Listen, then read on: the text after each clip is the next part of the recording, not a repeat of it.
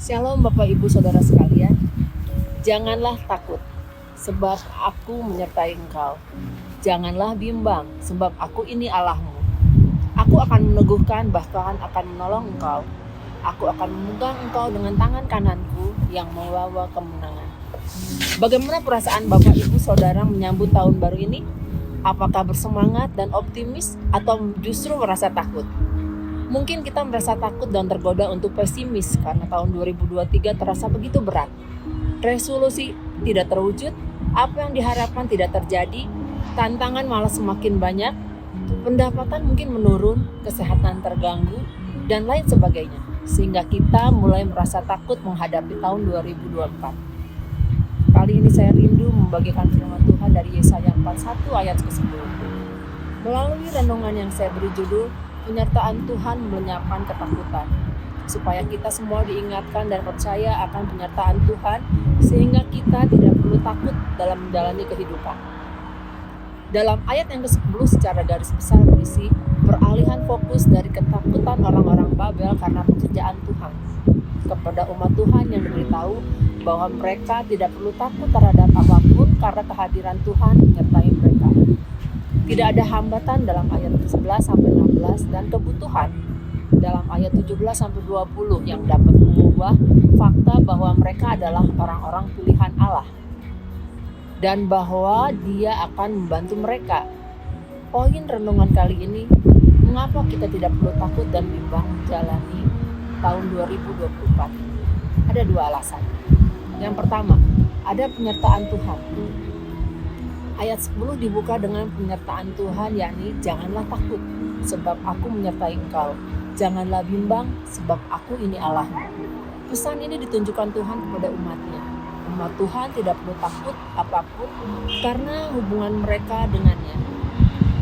Pesan ini bukanlah suatu jenis pemikiran atau perasaan positif seperti terapi psikologi. Ini bukan soal apa tentang rasa, tetap tentang fakta. Perasaan bisa berbohong, tetapi fakta tidak mungkin dibantah. Inilah faktanya.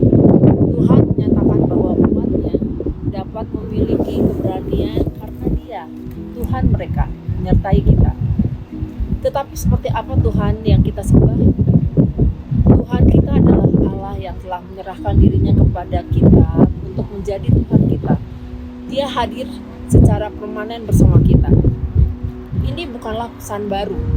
Pesan supaya jangan takut adalah perkataan yang sama yang diberikan Yesaya kepada Ahaz dalam Yesaya 7 ayat 14 dan yang disampaikan Musa kepada bangsa Israel di Laut Merah dalam Keluaran 14 ayat 13 dan kepada Yosua di dataran Moab dalam Ulangan 31 ayat 8. Ini adalah kunci kesuksesan Ishak dalam Kejadian 26 dan juga kesuksesan Yusuf dalam Kejadian 39. Dalam situasi yang nampaknya akan menjadi ejekan terhadap semua keyakinan mereka tentang diri mereka, mereka perlu mendengar dengan tegas bahwa Tuhan masih bersama mereka untuk menyertai mereka dan bahwa Dia masih bersedia disebut Tuhan.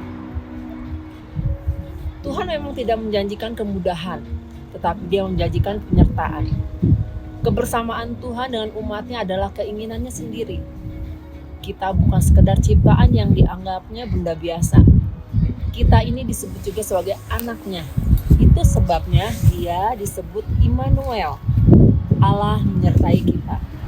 Jangan pernah takut Bapak Ibu, sebab ada fakta yang tidak terbantahkan bahwa Tuhan menyertai kita sehari 24 jam, seminggu 7 hari, setiap hari. Jika Anda tergoda untuk takut, ingat satu nama, Immanuel. Nama ini mengingatkan kita bahwa Allah selalu beserta kita. Yang kedua, ada pertolongan Tuhan. Ayat 10 berbunyi demikian. Aku akan meneguhkan, bahkan akan menolong engkau. Aku akan memegang engkau dengan tangan kananku yang membawa kemenangan. Tuhan tidak hanya menyertai kita, tetapi juga menolong kita. Dia meneguhkan dan memegang kita. Kata meneguhkan bermakna menguatkan. Sedangkan kata memegang bermakna mendukung. Karena Tuhan Allah kita menyertai kita, kita tidak dapat mengharapkan hal-hal tertentu darinya. Dia tidak hanya menguatkan, tetapi dia juga membantu, dan dia bukan hanya menguatkan dan membantu, tetapi dia juga mendukung. Pertolongan itu dilambangkan dengan tangan kanan Tuhan yang membawa kemenangan. Jadi, Tuhan akan melakukan hal yang benar bagi umatnya yang menderita dan membebaskan mereka. Kita sering merasa seolah-olah kita dihajar olehnya. Tantangan begitu banyak datang tiba-tiba. Hal ini seharusnya memberi kita rasa aman di saat sulit. Sebelum kita mempunyai masalah, Tuhan sudah menyiapkan solusinya untuk kita. Dan kita tahu bahwa apapun yang terjadi, kita bisa bertahan dan mengatasi apapun jika kita mengandalkan Tuhan. Ingatlah bagaimana Abraham, Ishak dan Yakub, Yusuf, Daud, Daniel, Sadrak, Mesak dan Abednego ditolong Tuhan dengan caranya yang ajaib. Tuhan akan memegang tubuh orang-orang yang telah menerima Dia sebagai Tuhan dan Juru Selamat. Dia tidak akan membiarkan kita pergi sendirian untuk celaka. Dia akan memegang kita dengan aman di tangannya. Tidak ada sesuatu pun yang dapat melepaskan kita dari genggamannya. Dan tugas kita adalah menjadikannya sebagai tempat teraman untuk kita menghampirinya. Marilah kita menjadi umat yang tidak perlu takut dan bimbang menghadapi tahun 2024. Apapun yang ada di depan, Tuhan pasti menyertai dan memberi pertolongan bagi kita. Amin. Tuhan Yesus memberkati.